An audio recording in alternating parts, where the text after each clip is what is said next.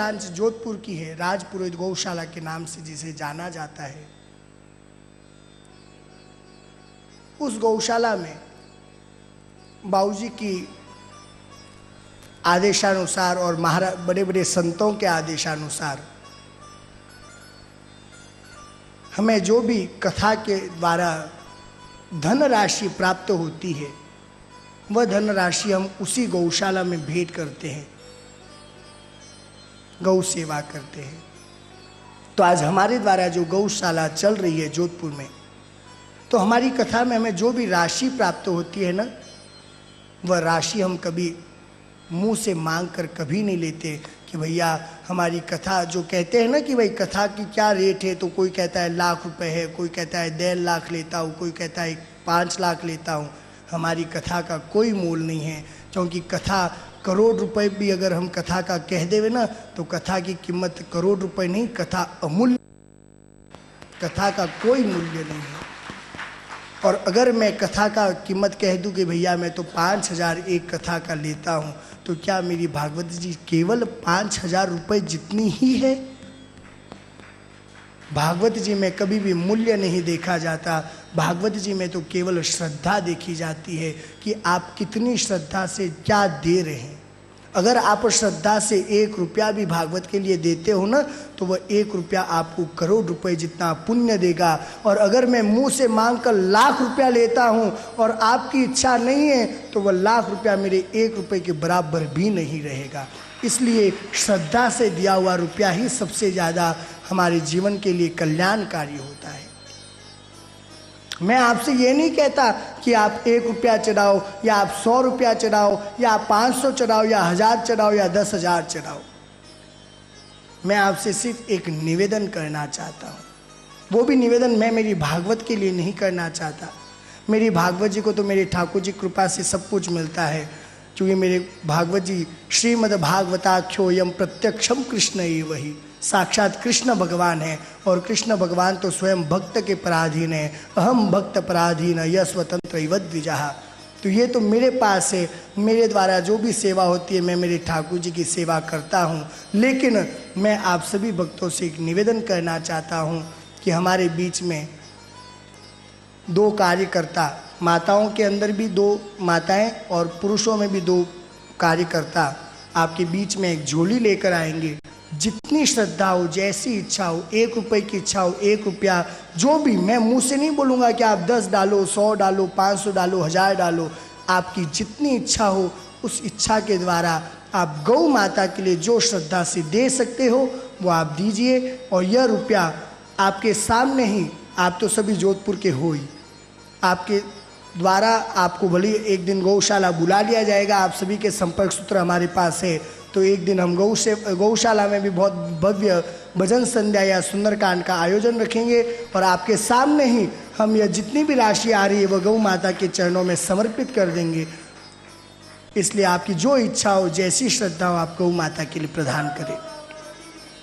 बोलिए गौ माता की। माताओं, श्रीमद् पंचक्षेत्र में राधा रानी भी आई, रुक्मणी मैया भी आई, सब आई।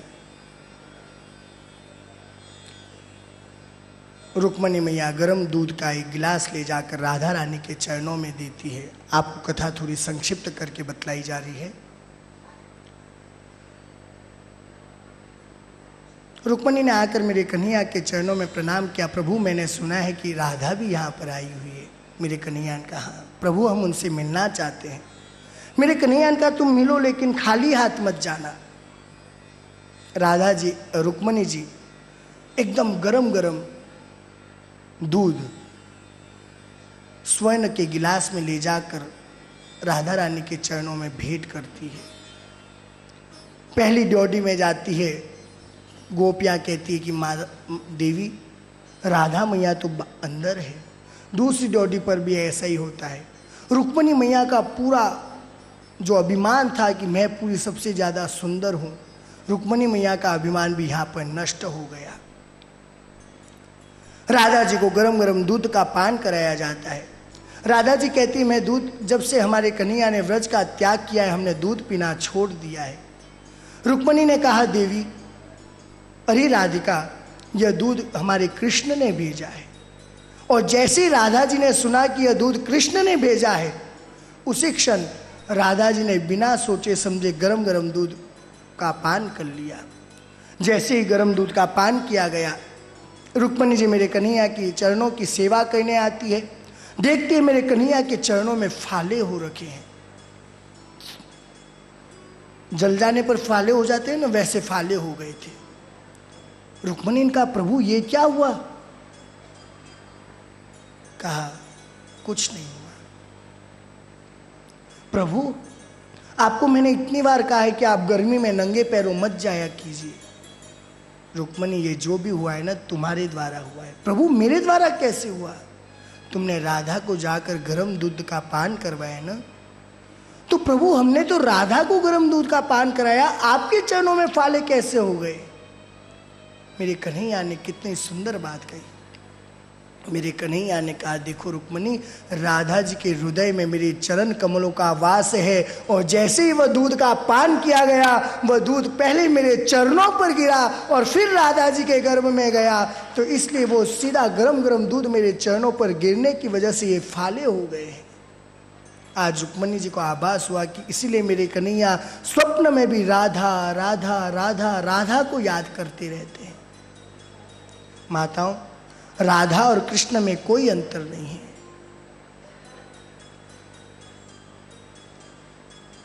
सभी गोप गोपिकाओं ने, ग्वालों ने, गौ माताओं ने मेरे कन्हैया के चरणों में प्रणाम किया। इसके बाद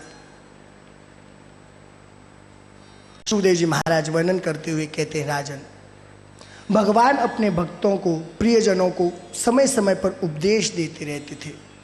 हर समय अलग अलग उपदेश देते थे। एक बार मेरे कन्हैया सभी अपने पोते को, बच्चों को, सबको उपदेश दे रहे थे।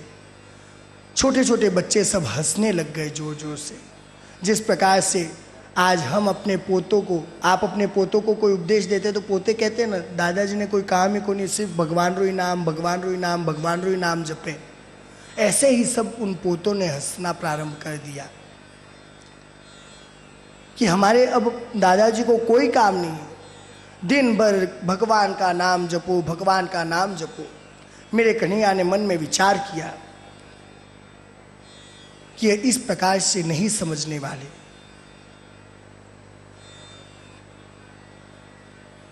इनको प्रत्यक्ष यह उदाहरण दिखाना पड़ेगा।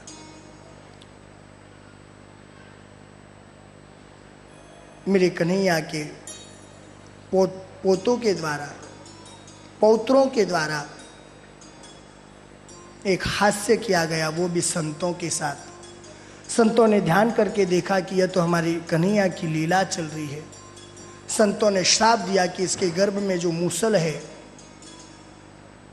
वह तुम्हारी पूरे कुल का नाश कर देगा, पूरे यादव वंश का नाश कर देगा। क्योंकि मेरे कन्हैया ने सबसे पहले अपने वंश को इसलिए श्राप दिलवाया कि सबसे बड़ा वंश तो मेरे कन्हैया का ही हो चुका था। क्योंकि कन्हैया के हर पत्नी के 10 पुत्र और 1 पुत्री थी, तो 1,61,000 समथिंग तो केवल कन्हैया के पुत्र और ये थे। उनके पौत्र अलग, उनकी पत्नियां अलग, पूरे पृथ्वी पर भार यदुवंश का बढ़ने लगा। इसलिए मेरे कन्हैया ने सबसे पहले श्राप दिलवाया अपने ही वंश को। इसी बीच सुखदेव जी महाराज वर्णन करते हैं, राजन, एकादश स्कंद में जो उपदेश बतलाया गया है, योगेश योग विन्यास योगात्मन योग संभवः निश्चेयसाय में प्रोक्त त्याग संन्यास लक्षणम। इसी बीच में जो 9 योगेश्वरों का संवाद हुआ वह बतलाया गया। उद्धव जी ने मेरे गोविंद के चरणों में प्रणाम किया। प्रणाम करते ही बतलाया गया कि भाई अपने जीवन में जो दत्तात्रेय महाराज थे उन्होंने 24 गुरु बनाए। देखो माताओं, गुरु एक नहीं होता है, गुरु 3 प्रकार के होते हैं। एक गुरु होते हैं पुरोहित गुरु, जो हमारे घर में रोजाना पूजा करने के लिए आते हैं, पंडित जी, वो भी हमारे गुरु है। एक गुरु होते हैं दीक्षा गुरु, जिनसे हम कान में मंत्र लेते हैं और उस मंत्र का जप करते हैं। और तीसरे गुरु होते हैं जिनसे हमने जो कुछ सीख लिया वो हमारे गुरु। स्कूल में हम पढ़ाई करते थे, विज्ञान जिन गुरुजी से सीखा वो हमारे गुरुजी हो गए। अंग्रेजी जिनसे सीखी वो अंग्रेजी के गुरु हो गए। तो इस प्रकार से दत्तात्रेय महाराज ने अपने जीवन में 24 गुरु बनाए। पृथ्वी वायुराकाश मापोग्निश्चंद्रमा रवि कपोतो जगर सिंधु पतंगो मधुकृतगजः मधुहा हरिणो मीन पिंगला कुररोर्भकः कुमारी शरकृत सर्प उर्नाभि सुपेशकृत। पहला गुरु पृथ्वी को बनाया, दूसरा गुरु वायु को बनाया, तीसरा आकाश को, चौथा जल को, पांचवा गुरु अग्नि को बनाया, छठा गुरु उन्होंने चंद्रमा को बनाया, सातवां गुरु सूर्य को बनाया, आठवां कबूतर को बनाया, नौवां गुरु उन्होंने अजगर को, बाद में सागर को, पतंगे को, भंवरे को, मधुमक्खी को, हिरण को, मछली को और पिंगला नाम की वैश्या को, कुर नाम के पक्षी को, एक बालक को, महात्मा जी को भी उन्होंने गुरु बनाया, एक कुमारी कन्या को भी गुरु बनाया, सर्प को गुरु बनाया, भृंगी नामक कीट को गुरु बनाया, हाथी को भी अपना गुरु बनाया, लोहार को अपना गुरु बनाया और अंतिम गुरु उन्होंने स्वयं ने अपने आप के शरीर को बनाया कि भाई जैसा 1 मिनट पहले मैं हूं वैसा 1 मिनट बाद नहीं रहने वाला। इसलिए उन्होंने अपने आप शरीर को भी गुरु बना लिया। इतना कहकर भगवान श्री कृष्ण मौन हो गए। यदुवंशियों की बुद्धि भ्रमित होने लगी। सारे यदुवंशी आपस में झगड़ा करने लगे। जाको प्रभु दारू न दुख दे, ताकि मति पहले हर ले। सारे यदुवंशी आपस में झगड़ा कर मरने लगे। मेरे कन्हैया और बलराम भैया उन्हें छुड़ाने गए तो उनकी बुद्धि इतनी बिगड़ गई कि वे कन्हैया और बलराम भैया को भी मारने के लिए दौड़े कि इनको मारो सबसे पहले, ये हमारे बीच में आ रहे हैं ना, पहले कृष्ण और बलराम को मारो। कन्हैया ने बलराम भैया से कहा, भैया अब यही होना है, अब हमारे पास एक ही साधन है, यहां से भागो। ऊंचे टीले पर चढ़ गए।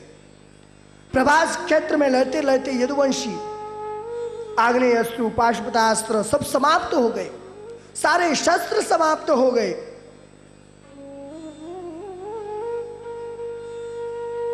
एक दूसरे वार करने लगे। 99 लाख से ज्यादा जो यदुवंशी थे वे सब आपस में मर गए। कितने? 99 लाख। उनसे भी ज्यादा यदुवंशी आपस में झगड़ा करके मर गए। केवल 4 या 5 यदुवंशी बचे होंगे। बलराम जी ने भगवान कृष्ण के चरणों में प्रणाम किया और कहा, प्रभु अब आप मुझे आज्ञा दीजिए। और उसी समय बलराम भैया शेषनाग के रूप में आए और समुद्र में जाकर अपने स्थान को ग्रहण करते हैं। बोलिए बलराम जी महाराज की। क्षीर सागर में चले गए। आज जिस लोहे के मुसल को समुद्र में पीसकर फेंका गया था उसका एक टुकड़ा मछली निकल गई। मछली को मारकर उस टुकड़े को एक बहेलिये ने अपने बाण पर लगा दिया। मेरे कन्हैया प्रभास क्षेत्र में बैठे हुए थे। उस बहेलियों को ऐसा लगा कि कोई हिरन खड़ा है। मेरे कन्हैया की दाएं पैर की इक्कनी अंगुली वो हिरन के अनुसार चमकती थी, हिरन की आंख के समान। उस बहेलिये को ऐसा लगा कोई हिरन खड़ा है। उसने वो बाण सीधा मेरे कन्हैया के पैरों में मार दिया। दौड़ कर गया, अरे प्रभु मुझे क्षमा कर दीजिए, मुझे लगा कोई हिरन है। मेरे कन्हैया भी तो यदुवंशी थे ना, इसलिए मेरे कन्हैया ने स्वयं को भी अपना बाण लगवाया, अपना श्राप स्वयं पर भी लिया। दारू कहता है, प्रभु आप मुझे आज्ञा दे, इसी क्षण में इसे काट कर फेंक दूंगा। मेरे कन्हैया ने कहा नहीं, मुझ पर इनका ऋण था वो आज उतर गया। कहा महाराज आप पर इनका कौन सा ऋण हो सकता है? कहा मैं जब राम जन्म में आया था ना, तब मैंने भी छिप कर इसको बाण मारा था, बाली को। वही बाली इस द्वापर युग में बहेलिया बनकर आया और मेरे कन्हैया के चरणों पर बाण मारा। अर्जुन रोते रोते द्वारिका से कृष्ण की पत्नियों को लेकर चले। बीच में भिन्नियों के द्वारा लूट लिए गए। उसके बाद मेरे कन्हैया देखते देखते देखते मेरे कन्हैया ने उद्धव जी को कहा, जो भी यदुवंशी 4-5 बच्चे हैं इनको जल्दी से मथुरा लेकर चले जाओ, क्योंकि यह द्वारिका समुद्र में डूबने वाली है। और माता मेरे गोविंद देखते देखते देखते स्वधाम चले जाते हैं और अपने तेज को श्रीमद् भागवत ग्रंथ में प्रवेश कर देते हैं। बोले कृष्ण कन्हैया लाल की, भागवत महापुराण की। नैना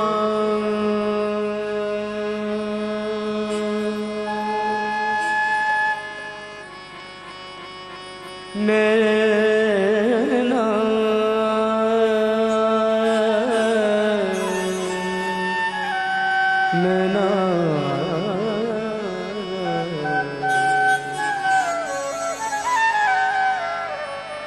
नैना भये अनाथ हमारे, नैना भये अनाथ।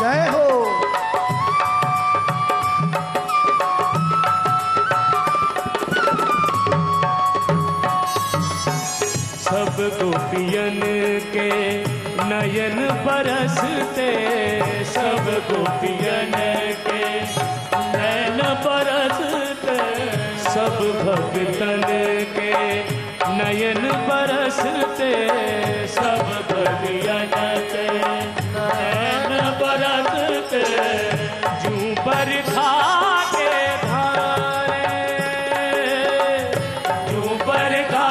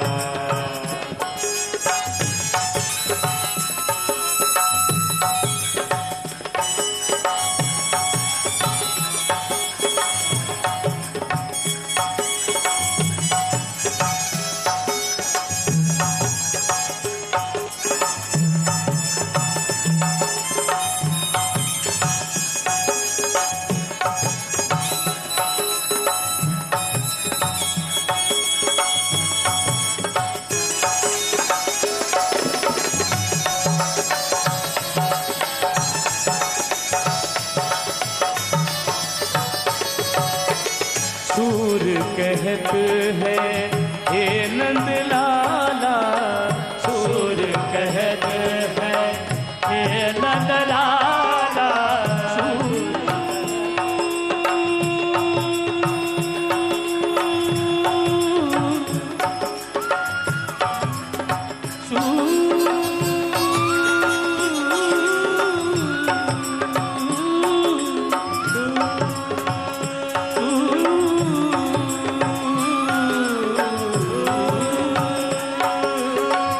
सूर कहत है हे नंद लाला, सूर कहत है हे नंद लाला, क्यों मृत दे पुनि मारे, क्यों मृत दे पुनि मारे,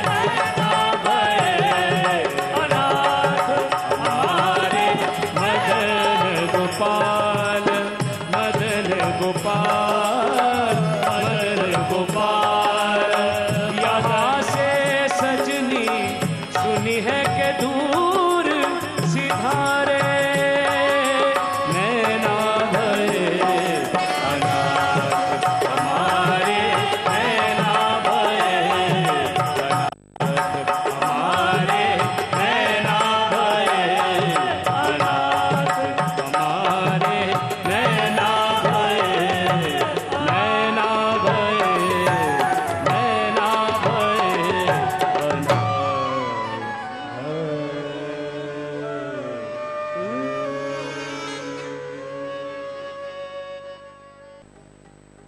इसके बाद सुखदेव जी महाराज आज राजा परीक्षित जी से एक जिज्ञासा करते हैं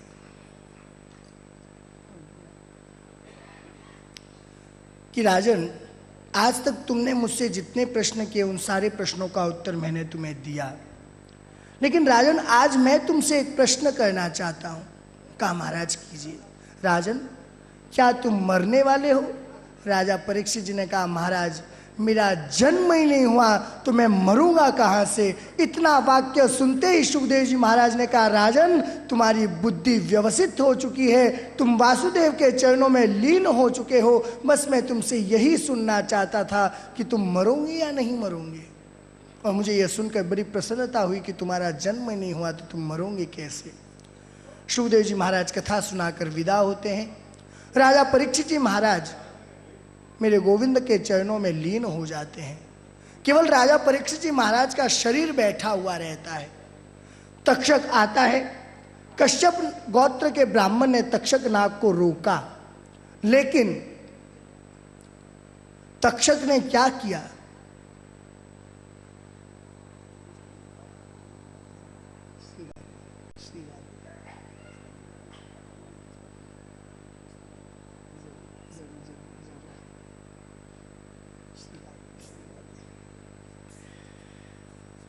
तक्षक नाग जब राजा परीक्षित जी महाराज के शरीर को दंशन करने के लिए आता है, कश्यप गोत्र के ब्राह्मण उन्हें रोकते हैं। तक्षक ने स्वर्ण की खूब सारी मुद्राएं उस कश्यप गोत्र के ब्राह्मण को दे दी, अर्थात उस दिन उसने रिश्वत दे दी।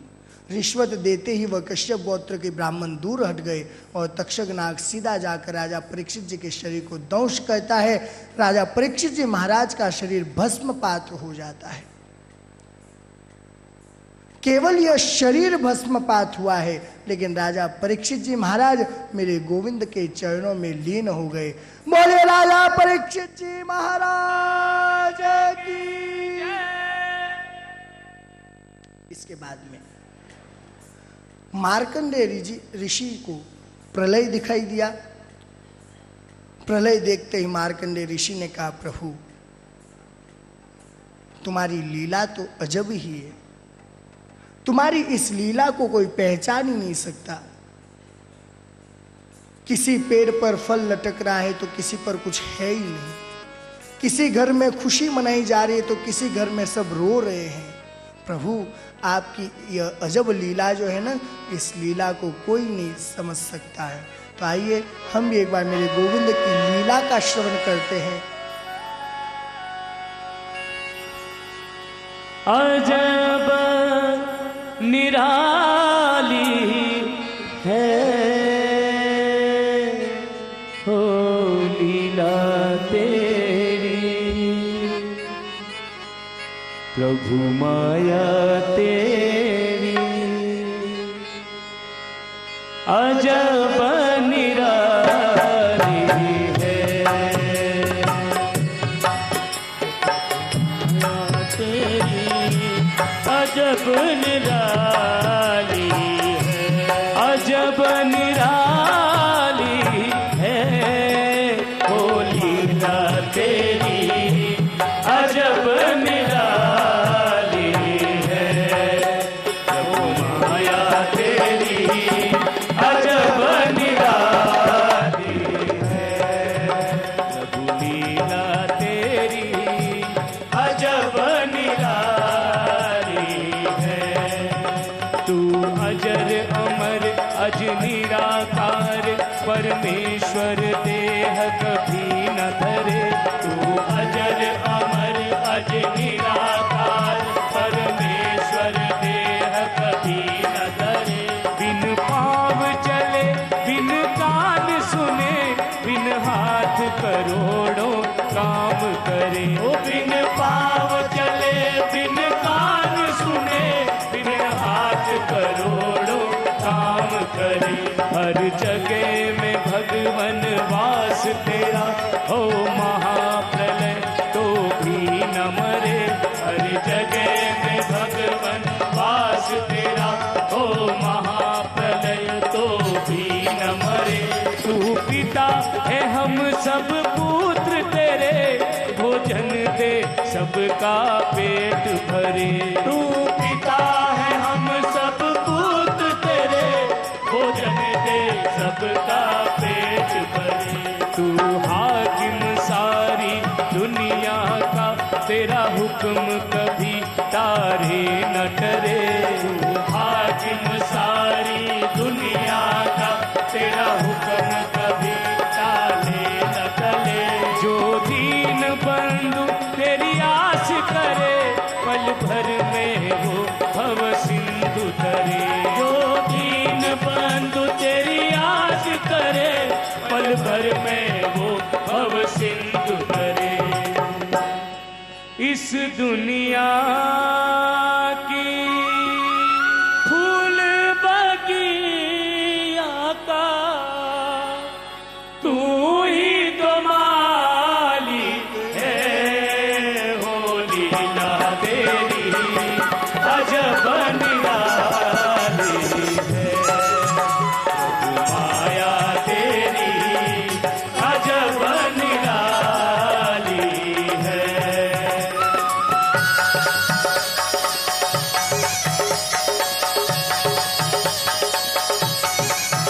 जय हो।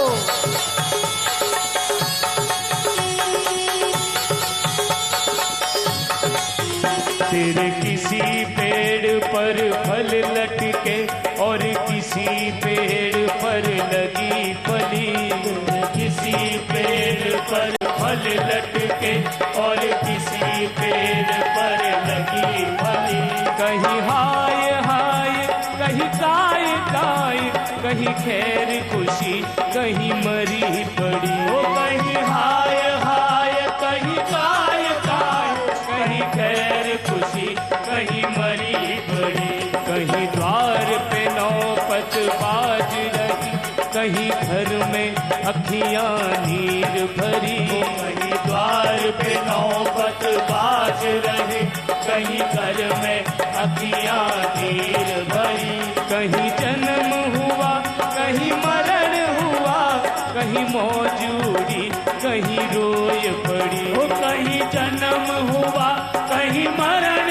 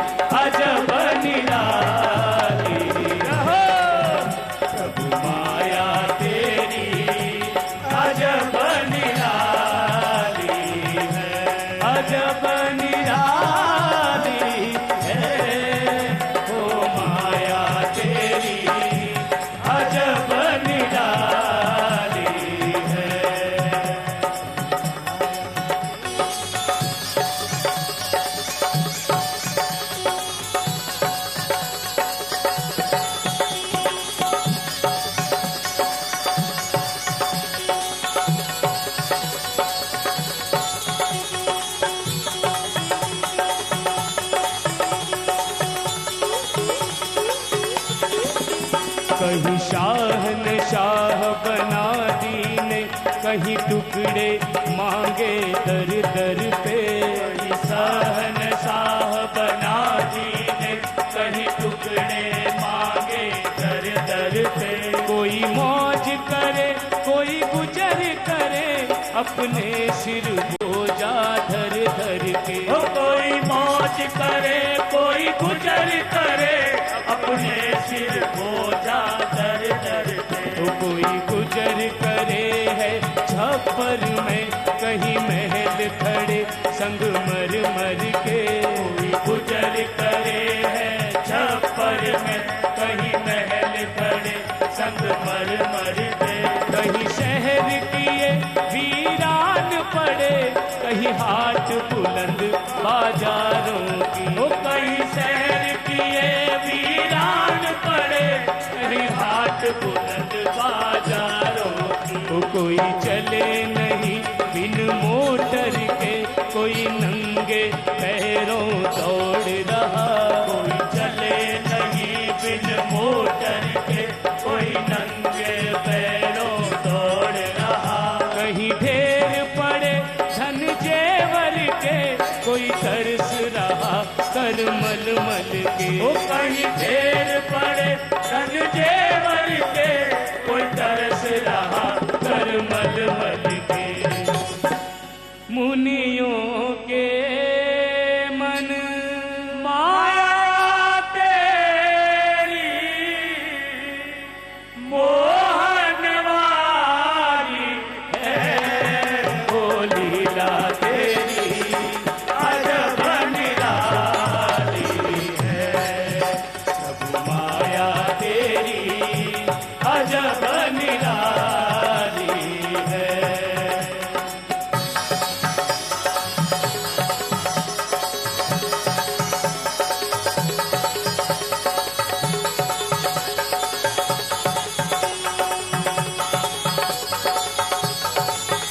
कहीं गर्मी में तन गर्म किया, कहीं शान दिखा दी जाड़ों की। कहीं गर्मी में तन गर्म किया, कहीं शान दिखा दी जाड़ों की। कहीं दिन में सूरज निकल रहा, कहीं रात में रंगत तारों की। ओ कहीं दिन में सूरज निकल रहा, कहीं रात में रंगत तारों की। ओ कोई दुर्जन जन्म सुधार रहा, कोई सज्जन घर को बिगाड़ रहा। कोई दुर्जन जन्म सुधार रहा, कोई सज्जन घर को बिगाड़ रहा। कोई महलों की अभिलाषा करे, कोई बनी हवेली त्याग रहा। ओ कोई महलों की अभिलाषा करे, कोई बनी हवेली त्याग रहा। कोई तो गोरा और किसी की काया कारी है, ओ लीला तेरी अजब निराली है। ओ प्रभु माया तेरी अजब निराली है।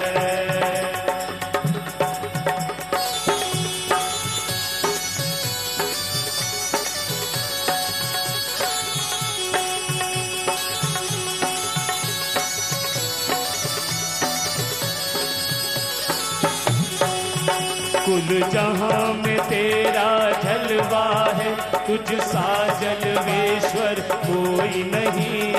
जहां में तेरा जलवा है, तुझ सा जलवेश्वर कोई नहीं। हर अफसर का तू अफसर है, मेरी आया नजर में कोई नहीं। करुणा निदान जग में महान, मेरी आया नजर में कोई नहीं। तू भाई बंधु तू कुटुंब सखा, बस तेरे बराबर कोई नहीं। तू भाई बंधु तू कुटुंब सखा, बस तेरे बराबर कोई नहीं। वो जिसने ली है प्रभु शरण तेरी, उसे खौफ खबर डर कोई नहीं। जिसने ली है प्रभु शरण तेरी, उसे खौफ खबर डर कोई नहीं। वो जिसने ली है प्रभु शरण तेरी, उसे खौफ खबर डर कोई नहीं। वो जिसने ली है प्रभु शरण तेरी, उसे खौफ खबर डर कोई नहीं। अब तो जल्दी दर्शन दो, क्यों देर लगाई है, ओ लीला तेरी अजब निराली है। प्रभु माया तेरी अजब निराली है, अजब निराली है। ओ माया तेरी अजब निराली है, अजब निराली है, अजब निराली है। बोले कृष्ण कन्हैया लाल की। माताओं, भागवत जी में 10 प्रकार के लक्षण बतलाए गए हैं। सर्ग, विसर्ग, स्थान, पोषण, ऊति, मनवंतर कथा, ईशानु कथा, निरोध, मुक्ति और आश्रय। प्रथम स्कंद में सुखदेव जी महाराज और परीक्षित जी के जन्म का प्रसंग, कुंती स्तुति, भीष्म स्तुति, राजा परीक्षित की सभा में सुखदेव जी का आगमन। द्वितीय स्कंद में सद्यो मुक्ति और क्रम मुक्ति का वर्णन। तीसरे स्कंद में विदुर मैत्रेय संवाद, कपिल देवहूति संवाद और हिरण्याक्ष वध। चतुर्थ स्कंद में ध्रुव चरित्र, सती चरित्र और ध्रुव जी के वंश का निरूपण। पंचम स्कंद में प्रियव्रत चरित्र, आग्नित्र चरित्र, नाभि चरित्र, जड़ भरत की कथा और 28 नरकों की कथा बतलाई गई है। छठे स्कंद में सर्वप्रथम अजामिल उपाख्यान, गुरु हत्या का परिणाम और मरुदगणों की उत्पत्ति। सातवें स्कंद में प्रहलाद चरित्र और नरसिंह देवी की कथा है। आठवें स्कंद में मनवंतरों का वर्णन किया गया है, जिसमें गजेंद्र उपाख्यान, समुद्र मंथन और वामन अवतार की कथा है। नवम स्कंद में सूर्यवंश राम चरित्र की कथा और चंद्रवंश संक्षिप्त कृष्ण कथा। 10वें स्कंद में प्रभु श्री कृष्ण की लीलाओं का विस्तार से निरूपण। 11वें स्कंद में नव योगेश्वर संवाद, उद्धव जी को उपदेश। 12वें स्कंद में कलयुग के दुर्गुणों का वर्णन और नाम महिमा का वर्णन। अंत में सूत जी महाराज कहते हैं, निम्न गानाम यथा देवानाम अच्युतो यथा वैष्णवानाम यथा शंभु पुराणानाम मिदंत था।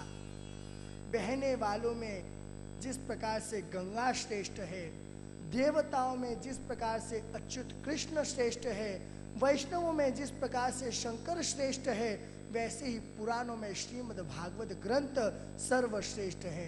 प्रेम से बोलिए श्रीमद् भागवत महापुराण की जय। बतलाया गया है, क्षेत्राणाम चैव सर्वेषाम यथा काशी युनत्तमाः तथा पुराण प्रातानाम श्रीमद् भागवतम द्विजाः। क्षेत्रों में जिस प्रकार से काशी श्रेष्ठ है, पुराणों में उसी प्रकार से श्रीमद् भागवत ग्रंथ सर्वोत्तम है।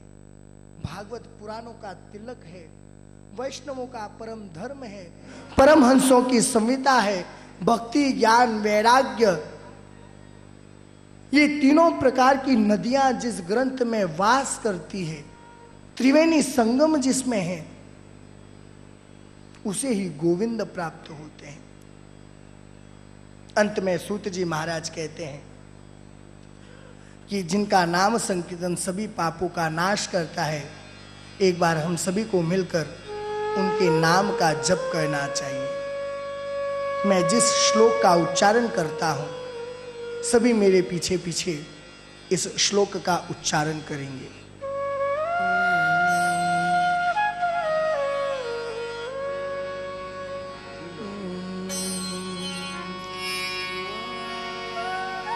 नाम संकीर्तनम यस्य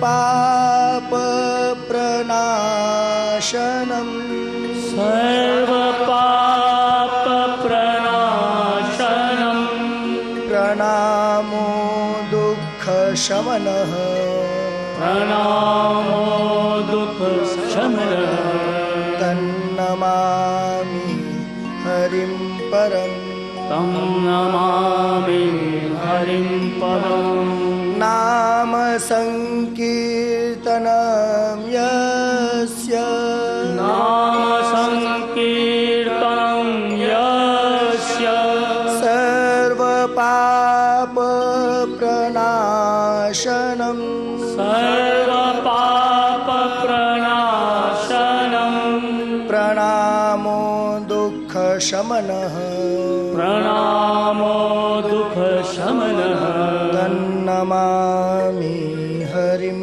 परम् तं नमामि हरिं परम् नाम संकीर्तनं यस्य नाम संकीर्तनं यस्य सर्व पाप प्रणाशन सर्व पाप प्रणाशनम् प्रणामो दुःख शमनः प्रणामो दुःख शमनः तन्नमामि हरिं परम् तं नमामि हरिं परम्।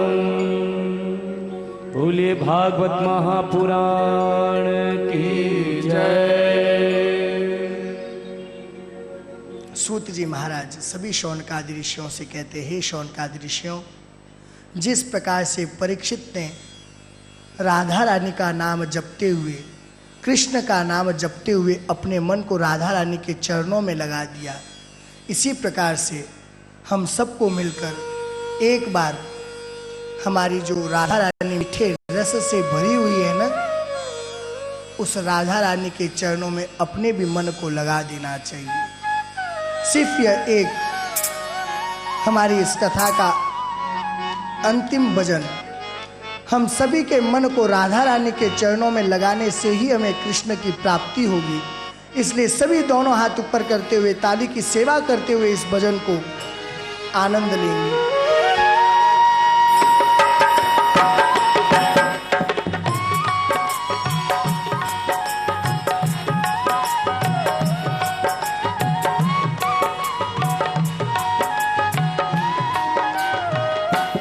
मीठे रस से भरी ओड़ी राधा रानी लागे, महारानी लागे, माने करो करो जमुना जीरो पौड़ी लागे। मीठे रस से भरी ओड़ी राधा रानी लागे, महारानी लागे, माने करो करो जमुना जीरो पौड़ी लागे। माने करो करो जमुना जीरो पौड़ी लागे। माने करो करो जमुना जीरो पौड़ी लागे। मीठे रस से भरी राधा रानी लागे, महारानी लागे, माने करो करो जमुना जीरो पौड़ी लागे। देखिए, मैं सभी श्रीमद् भागवत सेवा परिवार के जितने भी पुरुषों में कार्य करता है और जो माताओं में कार्य करता है, उन सभी को कहता हूं कि एक लास्ट भजन के ऊपर तो सभी राधा रानी को अपने चरणों, अपने मन से लगा लो। सभी अपने मन को राधा रानी के चरणों से जोड़ लो। इसलिए सभी कार्यकर्ता दोनों हाथ ऊपर करते हुए खड़े होकर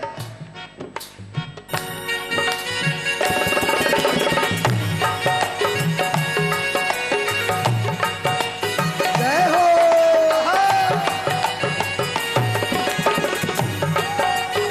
श्री राधे।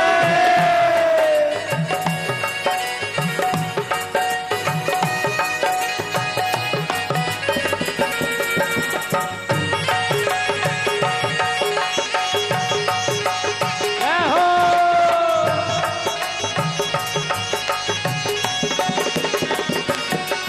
पर जमुना जी तो कारी कारी राधे गोरी गोरी।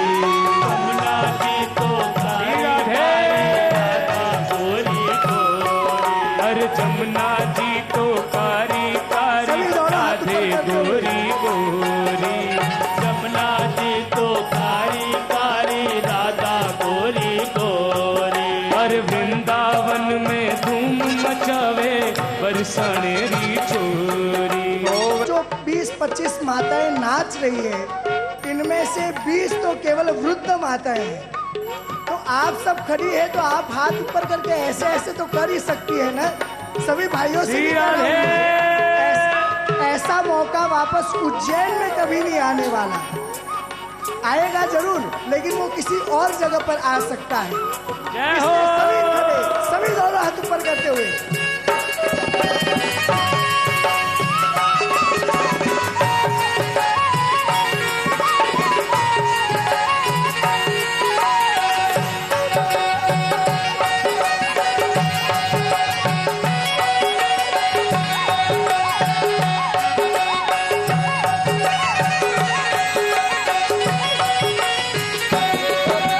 कान्हा नित मुरली में तेरे सुमिरे बारंबार। कान्हा नित मुरली में तेरे सुमिरे बारंबार। हर कान्हा नित मुरली में तेरे सुमिरे बारंबार। कान्हा नित मुरली में तेरे सुमिरे बारंबार। हर कोटिन रूप धरो मनमोहन कोई न पावे पार। कोटिन रूप धरो मनमोहन कोई न पावे पार। रूप रंगी छबीली पट रानी लागे, रानी लागे। मन तारो तारो जमुना जीरो कोणी लागे। देखिए, हमारे बीच में डमरू वाले बाबा के साथ साथ हमारे महाराज श्री विष्णु महंत जी महाराज जी के चरणों में निवेदन करता हूँ कि राधा नाम पर नाचने में तो कोई भी दोष नहीं लगने वाला। बस मैं तो व्यासपीठ की शोभा के लिए नहीं उठ पा रहा हूँ, नहीं तो आप सबके प्रेम को देखकर मैं भी उठकर नृत्य करने लग जाता। बोलो सत्य गुरुदेव की जय।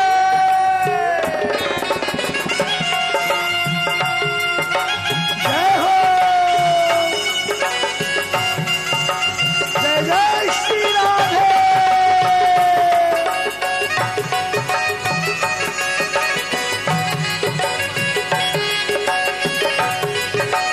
श्री राधे।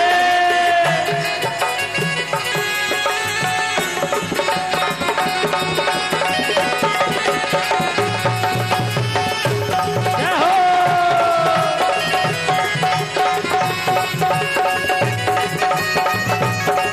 राधे। श्री राधे।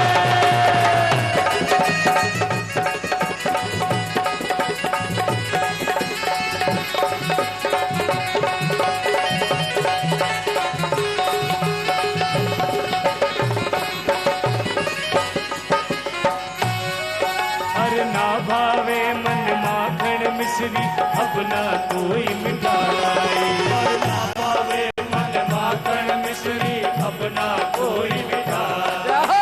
मारी जी पर जाने भावे राधा नाम मलाई। और मारी जी पर जाने पावे राधा नाम बनाए।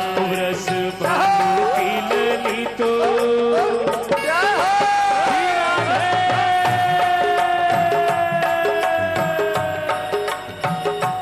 रस भानु की लली तो गुड़ धानी लागे, गुड़ धानी लागे। माने कालो कालो जमुना जीरो कोणी लागे। रस से भरी ओढ़ी रानी लागे, रानी लागे।